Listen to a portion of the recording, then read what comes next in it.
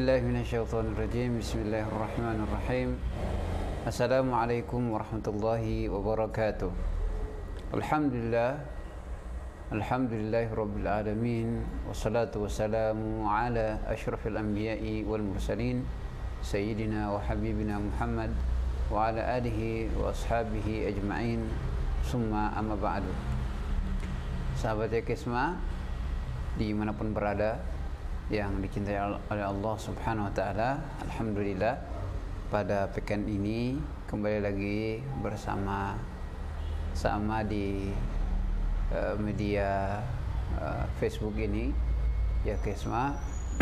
Kita kembali lagi bertemu untuk melanjutkan kajian kita, yaitu kajian kitab yang berjudul Rudda Ilayya Ruhi, kembalikan kepada kita, kembalikan kepada kami ruh kami. Yang buku ini sekali lagi sekedar menguatkan kembali bahwa ingin untuk mengembalikan kelezatan ibadah yang mungkin sempat hilang dari kita saat kita sholat, saat kita berbuat kebaikan yang lain, infak, sedekah, atau kita saat tilawah Al-Quran yang kemudian kita kehilangan kelezatan di situ.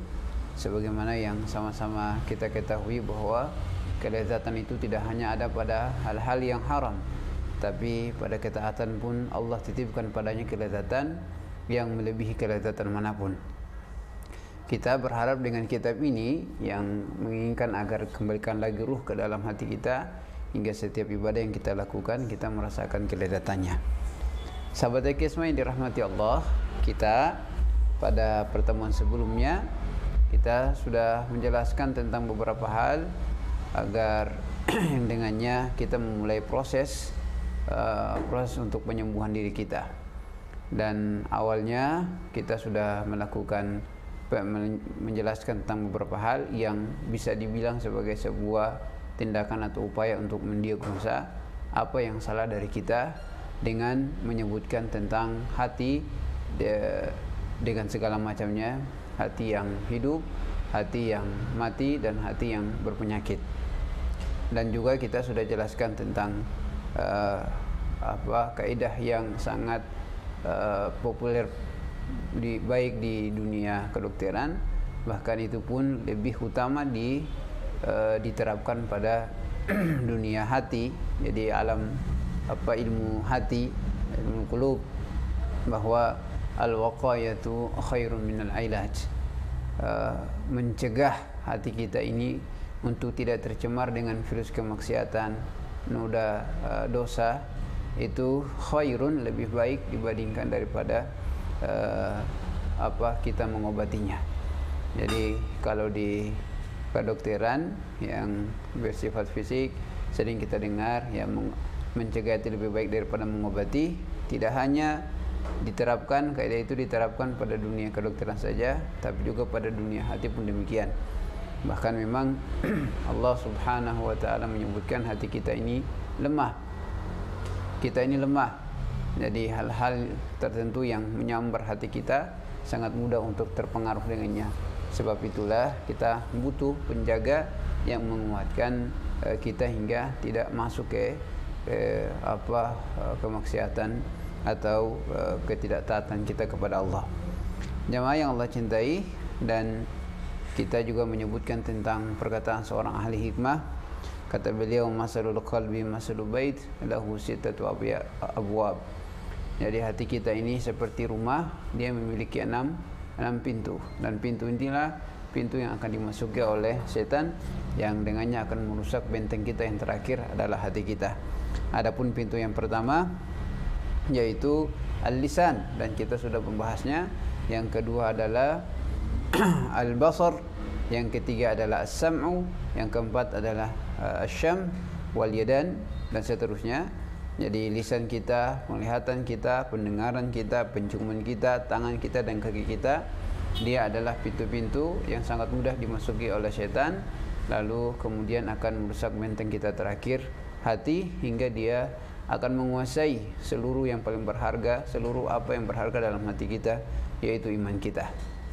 Maka sebagai selayaknya kita menjaga harta kita yang sangat luar biasa, emas kita, perak kita, uang kita dan lain sebagainya, kita jaga dengan penjagaan yang sangat baik, sangat ketat. Demikian pula mestinya lebih daripada itu adalah iman kita yang tidak hanya bermanfaat buat kita di dunia ini, lebih-lebih lagi dia akan bermanfaat di akhirat. Kita berharap kita menjaga harta kita yang paling berharga ini, yaitu iman kita ini. Sahabat IKSM dirahmati Allah, kita juga sudah bahas tentang bagaimana menjaga lisan, hingga hadis Rasulullah sallallahu alaihi wasallam menyebutkan tentang pentingnya menjaga lisan ini agar setan tidak masuk di dalamnya. Kata pengarang buku Dr. Khalid Abusyadi. Dan kenapa lisan ini pertama? Karena dia adalah anggota tubuh yang paling banyak diaktifkan oleh kita, dan hampir-hampir kita tidak lelah untuk mengaktifkan lidah kita ini, lisan kita ini. Maka Rasulullah sallallahu alaihi wasallam mengingatkan kita, kata Rasulullah, la yastaqimu imanu 'abdin hatta yastaqima qalbuhu. Tidak akan lurus iman seorang hamba sampai hatinya itu menjadi lurus. Wala yastaqimu qalbahu hatta yastaqima lisanuhu. Dan hati dia tidak akan pernah bisa untuk lurus sampai lisan dia itu lurus. Jadi Rasulullah sallallahu alaihi wasallam menyebutkan urutan bagaimana sampai iman kita ini menjadi istiqomah, menjadi lurus, itu dimulai dari lisan kita. Jika lisan kita itu lurus, maka dipastikan hati kita juga akan lurus. Jika hati kita lurus, maka itu juga dipastikan iman kita juga akan menjadi lurus. Dan kita sudah banyak berbicara tentang lisan ini. Jamaah yang tercintai, sahabat IKSMA, adapun pintu yang kedua yang mesti kita jaga, sebagaimana kaidah tadi yang sudah kita bicarakan, bahwa mencegah itu lebih baik daripada mengobati. Maka kita juga ingin mencegah salah satu pintu masuknya setan, yaitu pendengaran kita, as-sam'u.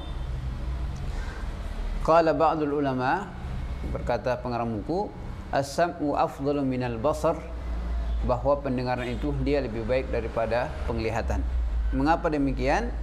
Sebab Allah Azza wa Jalla dalam beberapa ayat ketika menyebutkan tentang panca indera ini, Allah mengedepankan pendengaran dibandingkan daripada penglihatan. Katakanlah misalnya pada surat Al-Baqarah, di awal-awal ketika kita mulai membaca surat Al-Baqarah, kita akan dapatkan di sana Allah mengatakan, khatamallahu ala qulubihim wa ala sam'ihim wa ala absarihim ghishawah. Jadi Allah menutup hati seseorang itu, lalu kemudian wa ala sam'ihim, begitu juga pada pendengaran mereka dan pada penglihatan mereka. Di surat Al-An'am pun Allah bicara demikian, qul ara'aitum in akhadallahu sam'akum wa absarakum. Katakanlah, jika Allah mengambil pendengaran kalian dan penglihatan kalian, faman ya'd, dan ayat lanjutannya itu Allah bertanya siapa lagi yang bisa mendatangkannya. Jadi di ayat ini Allah mengedepankan pendengaran daripada penglihatan. Juga di surat As-Sajdah, wa ja'ala lakumus sam'a wal absara wal afidah qalilan ma tashkurun. Allah berikan kepada kita, menjadikan bagi kita ini pendengaran, penglihatan, kemudian pikiran kita, hati kita, dan sedikit dari hamba-hamba Allah Subhanahu wa taala yang bersyukur tentang nikmat yang besar ini, pendengaran kita dan penglihatan kita serta pikiran dan hati kita. Adapun sebab yang lain mengapa sampai pendengaran ini juga lebih baik, bahwa dia menjadi anggota tubuh yang juga akan diminta pertanggungjawaban lebih dahulu dibandingkan daripada penglihatan. Kata Allah dalam surat Al-Isra, inna sam'a wal absara wal basara wal fuada kullu ulaika kana anhu mas'ula. Sesungguhnya pendengaran kita dan penglihatan kita serta hati kita, pikiran kita, kullu ulaik, seluruhnya akan diminta pertanggungjawaban oleh Allah Subhanahu wa taala. Bagaimana pendengaran kita, apa yang kita gunakan dengannya, apa yang kita pakai, apa yang kita dengar dengannya. Dan itu disebutkan oleh pengarang buku sebab kedua mengapa sampai pendengaran itu menjadi bab atau menjadi pintu yang sangat penting. Karenanya alasan kedua ini pun ada. Alasan ketiga yaitu secara keilmuan. secara sains. Kata beliau, li'anna sam'a yanshatu fil walidi qabla basarihi. Sebab pendengaran itu dia lebih dulu aktif berfungsi bagi seorang anak manusia sebelum penglihatannya. Jadi kalau anak-anak kita, bagi yang punya anak atau yang belum punya anak, pasti kalau lihat anak-anak kecil saat dilahirkan, kalau kita panggil dia belum bisa fokus, penglihatannya belum fokus, tapi pendengarannya itu sudah mulai mendengar. Bahkan jauh sebelum dilahirkan, berada pada perut ibunya, dia sudah bisa menikmati suara-suara yang didengar lewat pendengaran dia di dalam janin, dalam rahim ibunya. Adapun yang keempat adalah mengapa sampai pendengaran itu dia sangat penting, menjadi pintu yang mesti kita jaga. Kata beliau, li'anna as-sam'a yudraku bihi minal jihati sitt wa fin nuri wadh dhulma wa la yudraku bil basri illa min jihatil muqabalah lahu wa biwasitatin min dhiya'in wa sya'a'. Masya Allah. Mengapa pendengaran itu lebih utama dari penglihatan? Pertama, karena kata beliau pengarang, sebab pendengaran itu dia bisa bisa mendapatkan informasi dari seluruh arah. 6 arah itu pun kita bisa mendapatkannya. Dari kanan kita bisa mendapatkan informasi, dari kiri kita bisa mendapat informasi, depan, belakang, atas, bawah, 6 arah itu kita bisa mendengarnya. Jadi seseorang di lantai di atas, dia bisa mendengar suara di bawah, atau dia di mana begitu, dia bisa mendengar dari sebelah kanan, sebelah kiri, bahkan dari atas pun dia bisa mendengarnya. Jadi itu kelebihan pendengaran. Dan bahkan lebih daripada itu, pendengaran ini kita bisa mendapatkan informasi baik dalam suasana yang terang seperti ini, begitu juga dalam keadaan kegelapan kita juga bisa mendengar informasi. Wala yudraku bil basar, dan itu tidak didapatkan ketika seseorang itu punya penglihatan.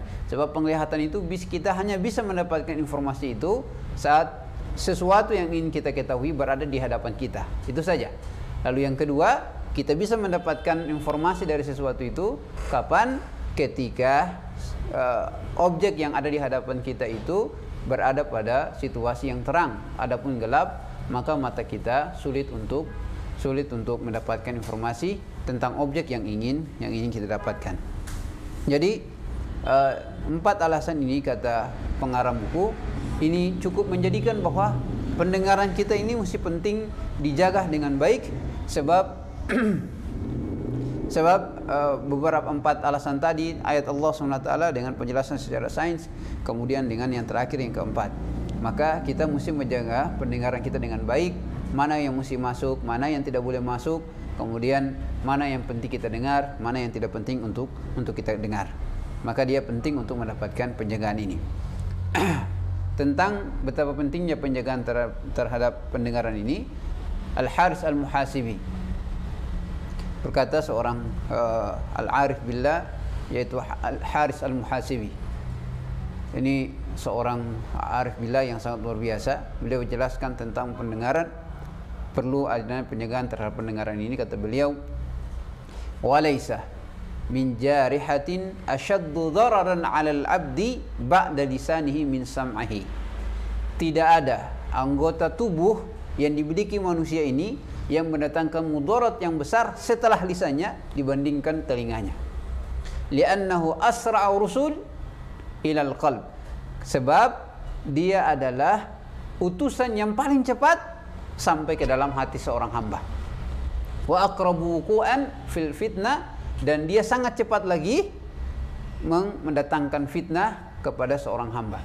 Jadi ini lebih dijelaskan lagi oleh Hasan Muhasibi, menjaga pendengaran kita, karena tadi dia sangat cepat sekali dia menjadi utusan yang kemudian utusan setan yang akan sampai ke hati kita, lalu kemudian akan merusaknya atau membawa fitnah yang kemudian berakhir pada banyak hal. Sahabat Yakisma yang dirahmati Allah, kita ini sudah banyak melihat, bahkan bisa jadi, mudah-mudahan Allah mengampuni kita, bisa jadi kita juga termasuk dari orang-orang yang tidak menggunakan pendengaran kita dengan baik. Mendengar A, B, C, lalu kemudian kita bereaksi dengan apa yang kita dengar tanpa sebagaimana yang Allah sebutkan dalam Al-Quran, ya ayyuhalladzina amanu in ja'akum fasiqun binaba'in fatabayyanu. Wahai orang-orang yang beriman, kalau ada datang berita, karena dia berita berarti mesti didengar oleh telinga kita, maka Allah minta untuk fatabayyanu, bertabayyunlah terhadap berita itu. Jangan sampai reaksi kita, sikap kita terhadap apa yang kita dengar kemudian membuat kita di suatu hari kemudian atau suatu saat kemudian nadimin, dalam keadaan menyesal karena tindakan yang kita lakukan. Sahabat ya semua yang dirahmati Allah, maka ini penting bagi kita untuk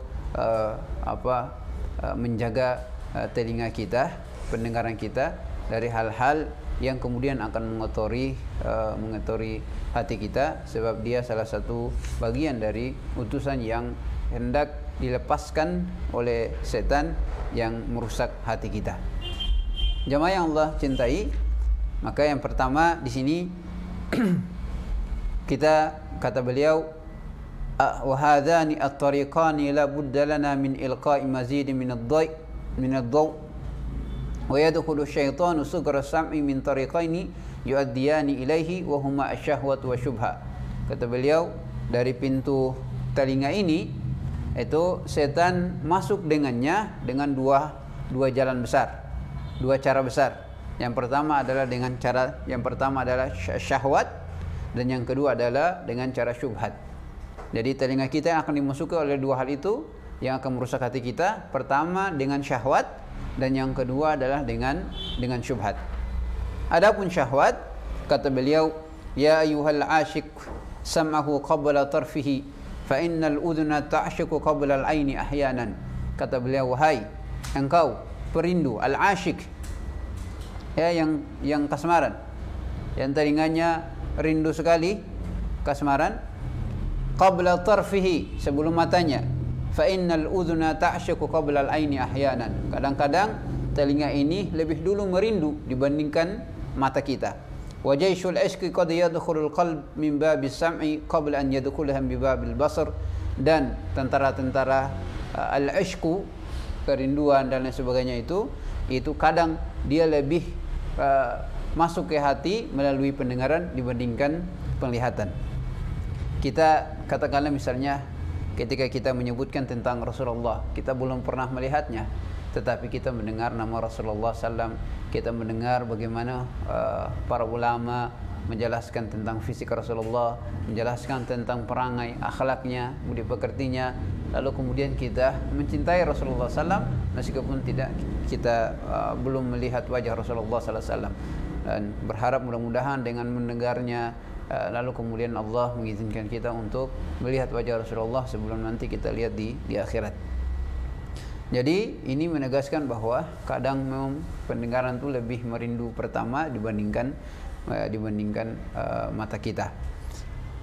Wali irtibati sam'i bi fitnati syahwa, adapun hubungan antara pendengaran dan fitnah syahwat ini, Rasulullah sallallahu alaihi wasallam melarang, Allah SWT melarang istri-istri Rasulullah SAW ketika berbicara dengan orang lain dengan suara yang kemudian bisa mengundang penyakit ke dalam hati orang-orang yang berbicara dengan istri-istri Rasulullah SAW itu. Maka Allah bilang di dalam surat Al-Ahzab, kata Allah SWT tentang istri-istri Rasulullah SAW ini, Rasul, kata Allah, ini taqaitunna fala takhda'na bil qaul. Jika kalian benar-benar bertakwa kepada Allah, fala takhda'na bil qaul, jangan suaranya tuh terlalu lemah ya. Kalau ya memang Allah tahu betul dah apa yang ada pada laki-laki ya. Kita dengar suara yang mendayuh apa gimana begitu ya, mendayuh pelan sekali. Kata Allah kepada istri-istri Nabi, jangan bicara dengan suara yang demikian, suara yang mendayuh begitu, yang pelan. Fayatama'al ladzi fi qalbihi marad, sebab jangan sampai orang yang diajak berbicara itu hatinya lemah, hatinya sedang berpenyakit. Fayatama', maka dia tamak terhadap atau dia terfitnah dengan mendengar suara dari wanita yang demikian. Wa qulna qawlan ma'rufa, namun kata Allah SWT kepada mereka, berbicaralah dengan pembicaraan yang kata-kata yang ma'ruf, tegas, hingga tidak ada lagi space di situ di mana ada orang-orang yang kemudian berpenyakit hati dan menimbulkan fitnah ketika berbicara dengan istri-istri Rasulullah sallallahu alaihi wasallam. Jadi ini hubungan antara pendengaran dan syahwat. Di lain juga misalnya tentang hubungan antara pendengaran kita dengan syahwat ini dua jalan yang akan masuk ke dalam telinga kita ini, dua metode, bahwa pendengaran dengan syahwat ini kuat sekali, yaitu hadis Rasulullah sallallahu alaihi wasallam. Kata Rasul, la tubashirul mar'a al-mar'a fatanatuha li zawjiha ka'annahu yanzuru ilaiha. Kata Rasulullah sallam, seorang wanita, seorang istri, Rasulullah minta jangan menjelaskan secara detail tentang suaminya kepada perempuan yang lain. Alasannya kenapa? La tubashirul mar'a al-mar'a fatana'atuha li zawjiha ka'annahu yanzur. Jangan diceritakan kepada wanita yang lain, sehingga nanti wanita itu bisa saja menceritakan kepada suaminya, lalu muncullah suaminya itu penyakit terhadap apa yang ada pada yang tadi dijelaskan oleh wanita tadi. Ya, misalnya wanita ini menjelaskan tentang kebaikan wanita lain kepada suaminya secara detail. Ya, bahwa ada hal-hal yang kebaikan kita boleh untuk menjelaskan. Tapi misalnya menjelaskan secara detail tentang si wanita ini, fulana ini begini kepada suaminya, waliyadzubillah, kalau si istri itu misalnya katakanlah istri yang perempuan tadi adalah istri orang lain, itu bisa saja menimbulkan fitnah pada suaminya. Karena Rasulullah SAW melarang hal demikian. Jadi punya teman yang istri-istri yang punya teman, ya teman itu jangan banyak diceritakan kepada